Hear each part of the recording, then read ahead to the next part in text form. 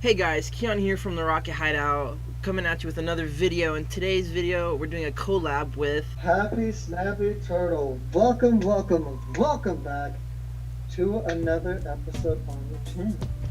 and today we're bringing you a pretty awesome collab video. We're going to be talking about the top 10 WTF moments in Pokemon history between the anime, the games, and the movies to showcase some of those WTF moments in Pokemon history that are memorable to us and that make us question, why are they even here?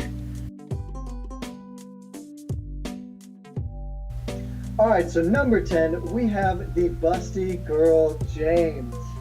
So I don't know who's bustier, James or James's mom. This makes this top rack of wackiest WTF moments in Pokemon history. It came in the anime in Japan on July 29th, 1997, and aired in the United States on June 24th in the 2000s. This episode's name is Beauty and the Beach, and it's the 18th episode of the Indigo League. It is one of the few censored episodes that were banned in the anime, right next to the Porygon episode, and it is definitely a WTF moment in Pokemon, and that's why it's on the list. It's definitely one of the wackier ones on the list. It's so funny. Dude, I love that this one is on the list. Dude, just the fact that James have huge melons is just insane. I was searching it up, and apparently it's an inflatable booby suit. You know what I'm saying? But it's still pretty funny. Yeah, it's so funny. Oh man, I love number 10. Number 9, the GS Ball. The GS Ball is full of mysteries, including attempting to open it. It is a gold ball with the inscription G and S on the front. It apparently means Greatest Smith Ball, but still not many people know about it. So around November 21st, 1999, Gold and Silver came out. With it, they had a distribution event, which everyone who attended the event got a GS Ball in order to enter the Celebi event going off in the game at the time. The first time we get to see the GS Ball in the anime is episode 83, Pokeball Peril, and ever since then, it's made it to Professor Oak, who wanted to study it. So number 8, we have the Team Rocket Wacky Inventions. So this is a total WTF moment in Pokemon, but for this spot is reserved for the Team Rocket Inventions. So the first robot invention we have is the Team Rocket Gigantic Mistake.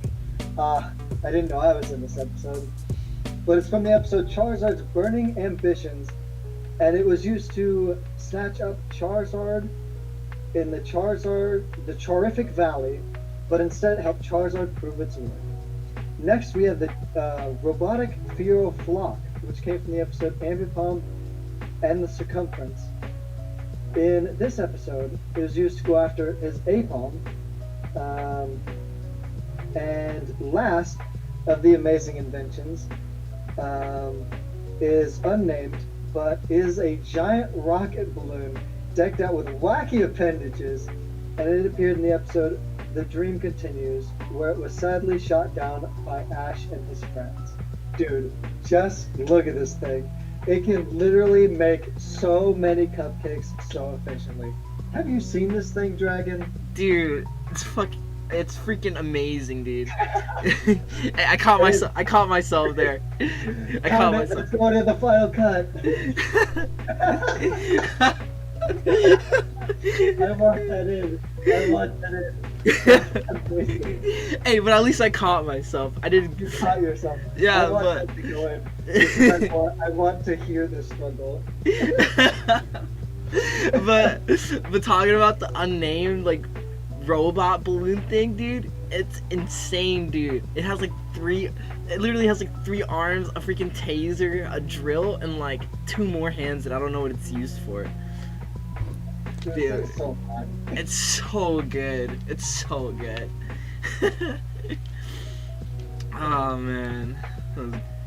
Number 7, Lucario and Ash can use Aura. So for the number 7 spot, we have Ash and Lucario from the Lucario and the Mystery of Mew movie. This movie came out premiering in Japan on July 16, 2005, when it came to the States. I think this is a WTF moment because Ash found out that he had latent powers in terms of using Aura like Lucario and Sir Aaron from the movie. This is surprising because we thought Ash was just a normal Pokemon trainer, but guess what? He isn't. And he also has aura-like powers that look similar to Lucario's aura powers, making him somewhat of a metahuman. So for number 6, we have eating Pokemon. So we all know that people have been eating Pokemon forever. There's proof to back this up. In episode 46 of the original Pokemon anime, Ash's Pokedex asserts that Farfetch'd makes a delicious meal, especially when cooked with a leek. If you don't like duck, that's fine, because there are more Pokemon you can eat. In episode 18, Tentacool and Tentacool, Pokemon Nestina, the character Nestina goes to war against Tentacool, who keeps ruining her plans to build a resort. Nestina laments and says, "They're disgusting." They're disgusting, you can't eat them. Which means she's tried to eat Tentacool multiple times. How else would anybody know anything like this? In the episode St. Anne, episode 16, Pokemon Shipwreck, the group finds themselves stranded in a makeshift raft, starving to death. They think of several ways to cook James's Magikarp, including filleted carp, fried carp, marinated carp, and carp flambe. Let's not forget the classic dish that was served in the Pokemon universe, that's Slowpoke's tail, which we know people eat. In Gen 2, Team Rocket are trying to sell Slowpoke tail, and in X and Y, you can eat it at an eatery if you order this dish. It's iconic and one of the most notable when it comes to eating this Pokemon. Another point I wanted to add too is that you can also eat Mr. Mime. That is insane. Like, you know the ball parts of Mr. Mime?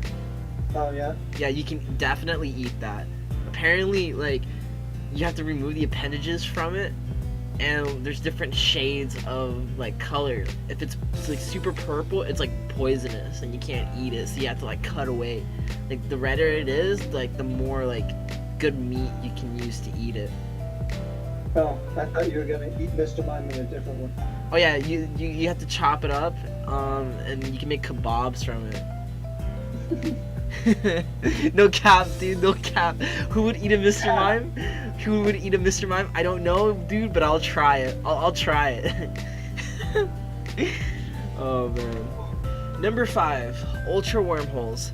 So if you played Sun and Moon, you know what I'm talking about. One of the craziest WTF moments in Pokemon is the Ultra Wormholes that the Aether Foundation discovered. They discover how to create them. The reason this is a WTF moment is because it's so random and it expands the Pokemon universe to different dimensions, and the fact that it's in outer space. Your player character gets to ride on the back of one of your legendary Pokemon from your perspective game, aka Lunala or Solgaleo, and bring you into a minigame that lets you go to other worlds and dimensions via wormholes. Within these wormholes, you find a lot of Pokemon and legendaries, and that's why it's number 5 on this list. So number 4, we got Rui being kidnapped in Colosseum. One of the most insane WTF moments on this list is in Pokemon Colosseum, where Truly and Foley kidnap Rui in broad daylight. When they enter Phoenix City, on the outskirts, you meet the two bad guys, Trudy and Foley.